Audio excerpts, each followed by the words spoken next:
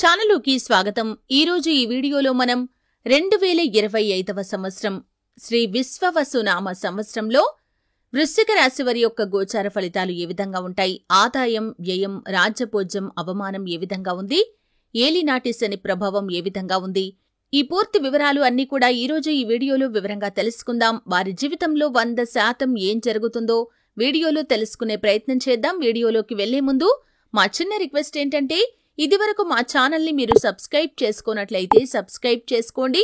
అలాగే పక్కనే ఉన్న బెల్ని ట్యాప్ చేయండి. అప్పుడే మేము అప్లోడ్ చేసే ప్రతి వీడియోకి మీకు నోటిఫికేషన్ అనేది వస్తుంది. ఇక వివరాల్లోకి వెళ్తే కనుక, వృశ్చిక రాశి అనేది రాశి చక్రంలో 8వ రాశి. విశాఖ 4వ పాదం, అనురాధ 1, 2, 3, 4 పాదాలు, జ్యేష్ఠ 1, 2, 3, 4 పాదాల్లో జన్మించిన వ్యక్తులు వృశ్చిక రాశి పరిధిలోకి వస్తారు. ఈ రాశ్యాధిపతి కుజుడు. ముందుగా వీరి యొక్క వ్యక్తిత్వాన్ని మనం చూస్తే చాలా మంచి మనస్తత్వాన్ని కలిగి ఉంటారు. కానీ రహస్య స్వభావులు, ఎప్పుడూ కూడా మనసులో ఉన్నది బయట పెట్టడం వీరికి నచ్చదు. ఏ విషయమైనా సరే మనసులోనే దాచుకుంటారు. 2025వ సంవత్సరంలోకి అతి త్వరలో మనం అడుగు పెట్టబోతున్నాం. శ్రీ విశ్వవసునామ సంవత్సరంగా ఈ సంవత్సరాన్ని పిలవటం జరుగుతుంది. అయితే ఈ 2025 శ్రీ విశ్వవసునామ సంవత్సరంలో ఈ వృశ్చిక రాశి వారికి ఆదాయం, వ్యయం, రాజ్యపూజ్యం, అవమానం ఏ విధంగా ఉంది, అలాగే ఏ అంశాలు ఏ విధంగా కనిపిస్తున్నాయి, ఈ పూర్తి వివరాలు అన్ని కూడా ఇప్పుడు మనం తెలుసుకుందాం. అయితే ముఖ్యంగా వృశ్చిక రాశి వ్యక్తులకి ఈ 2025వ సంవత్సరంలో ఆదాయం 2గా ఉంటే వ్యయం 14గా కనిపిస్తుంది, రాజ్యపూజ్యం 5, అవమానం 2గా కనిపిస్తుంది. ఈ రాశి చక్రంలో బృహస్పతి మే నుండి 8వ స్థానంలో సంచారం చేయబోతున్నాడు. శని 5వ స్థానంలో సంచరించబోతున్నాడు. రాహువు మే నుండి 4వ స్థానంలో, కేతువు మే నుండి 10వ స్థానంలో సంచరించనున్నారు. ఈ గ్రహాల సంచారం కారణంగా వృశ్చిక రాశి వారికి 2025వ సంవత్సరంలో మధ్యస్థమైన ఫలితాలు కనిపిస్తున్నాయి. వృశ్చిక రాశి జాతకులకి 2025లో ఖర్చులు మాత్రం పెరిగే అవకాశం ఉంది. ఖర్చులు నియంత్రించుకోవాల్సినటువంటి సమయం అనే చెప్పుకోవాలి. పంచమ స్థానంలో శని అనుకూలంగా వ్యవహరించినప్పటికీ అష్టమ గురుడి ప్రభావం వల్ల ఆరోగ్య విషయాల్లో ఖచ్చితమైన జాగ్రత్తలైతే మీరు పాటించాల్సి ఉంటుంది. ఆరోగ్య సమస్యలు, కుటుంబ సమస్యలు కొంతమేరకు మిమ్మల్ని ఇబ్బంది పెడతాయి. మానసిక సమస్యలు కొంత అధికమయ్యే సూచనలు కూడా కనిపిస్తున్నాయి. నిరుద్యోగులకి ఉద్యోగ ప్రయత్నాలు సఫలీకృతమవుతాయి. ఉద్యోగస్తులకి ఉద్యోగంలో శుభ ఫలితాలు కలిగినప్పటికీ పని ఒత్తిడి కారణంగా ఇబ్బందులు పడతారు. ఇక వృశ్చిక రాశి విద్యార్థులకి ఈ సంవత్సరం అన్ని విధాలుగా కలిసి వస్తుంది. ఆరోగ్య విషయంలో విద్యార్థులు కూడా జాగ్రత్తగా ఉండాలి. స్త్రీలకి కుటుంబ సౌఖ్యం, ఆనందం కలుగుతుంది. పని ఒత్తిళ్లు ఏర్పడే సూచన ఉంది. ఆరోగ్య విషయంపై శ్రద్ధ వహించండి. మానసిక ఒత్తిడికి దూరంగా ఉండటానికి ప్రయత్నం చేయండి. ప్రతి విషయాన్ని మనసు లోతుల్లోకి తీసుకోకండి. రాజకీయ నాయకులకి మధ్యస్థమైన సమయం అనే చెప్పుకోవాలి.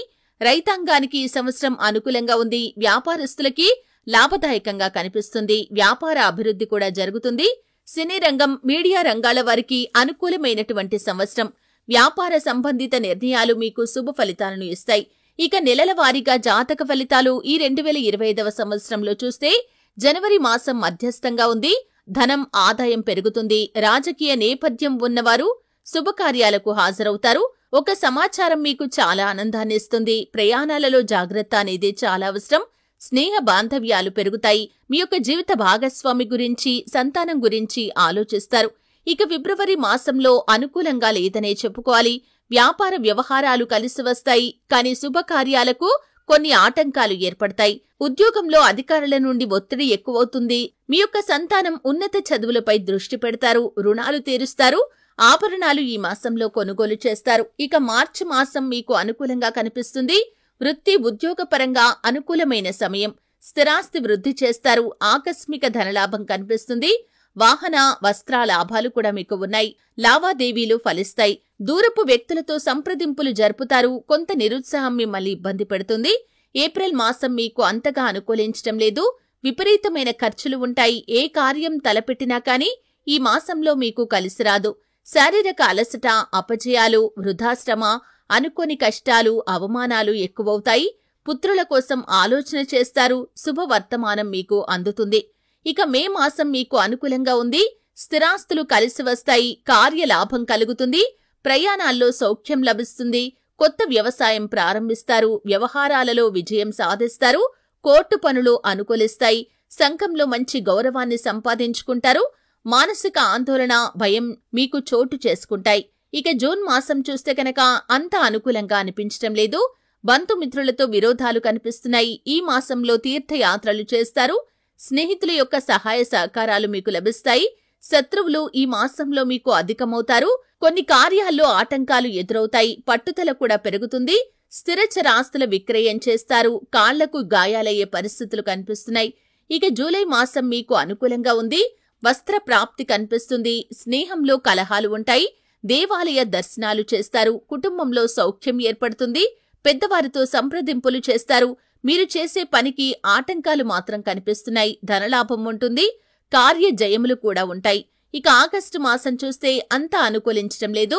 వ్యాపారపరంగా కొన్ని ఆటంకాలు, ధన నష్టాలు, అపనిందలు మీకు ఉంటాయి. స్థానచలనం కలుగుతుంది. ఆరోగ్య సమస్యలు ఉంటాయి. శక్తికి మించిన పనులు చేస్తారు. స్నేహితుల యొక్క సహాయ సహకారాలు మీకు లభిస్తాయి. ఇక సెప్టెంబర్ మాసం చూస్తే కనుక అనుకూలంగా ఉంది. మీరు తలపెట్టిన కార్యాల్లో జయాలు సాధిస్తారు. అధికార లాభం కూడా ఉంటుంది. వ్యవసాయ పరంగా అభివృద్ధి సంక్రమిస్తుంది. అందరి సహాయ సహకారాలు మీకు లభిస్తాయి. కానీ వాహన ప్రమాద సూచన కనిపిస్తుంది. జాగ్రత్తగా ఉండాలి. ఆస్తి వివాదాల ద్వారా కొన్ని అశుభ వార్తలు వింటారు. ఇక అక్టోబర్ మాసం మీకు మధ్యస్థమైన ఫలితాలైతే కనిపిస్తున్నాయి. తక్కువ శ్రమతో పనులు పూర్తి చేయగలుగుతారు. వ్యాపారంలో కొంత ఇబ్బందికరమైన వాతావరణం కనిపిస్తుంది. విద్యార్థులకు ఆశించిన ఫలితాలు ఉంటాయి. కోర్టు వ్యవహారాలు మీకు అంతగా కలిసిరావు. విందు వినోదాల్లో పాల్గొంటారు. కావలసిన వారితో మాత్రం మీకు కొంత ఇబ్బందికర వాతావరణం కనిపిస్తుంది. ఇక నవంబర్ మాసంలో వృశ్చిక రాశి జాతకులకి అనుకూలంగా కనిపించటం లేదు. మాట పట్టింపులు ఎక్కువవుతాయి. శత్రుత్వం పెరుగుతుంది. వాహన ప్రమాద సూచన కూడా కనిపిస్తుంది. పోలీస్ వారి వల్ల చిక్కులు ఎదురవుతాయి. అనారోగ్య సమస్యలు మిమ్మల్ని బాధ పెడతాయి. మీరు పనిచేసే సంస్థలో కీలక పాత్ర వహిస్తారు. ఉమ్మడి వ్యాపారం మాత్రం మీకు కలిసిరాదు. ఇక డిసెంబర్ మాసం కూడా మీకు మధ్యస్థంగా కనిపిస్తుంది. కుటుంబ సమస్యలు ఉన్నాయి. తీర్థయాత్రలు చేస్తారు. మనోవేదన, వృధా ప్రయాస, కోర్టు పరంగా ఇబ్బందులు మీకు ఈ మాసంలో ఉన్నాయి. అలాగే వృధా ప్రయాణాలు కూడా చేస్తారు. భార్యాభర్తల మధ్య భేదాభిప్రాయాలు వచ్చే సూచన ఉంది. ఇంటి పనుల పరంగా ఖర్చు ఎక్కువవుతుంది. వివాహ ప్రయత్నాలు కూడా మీరు ఈ మాసంలో చేస్తారు.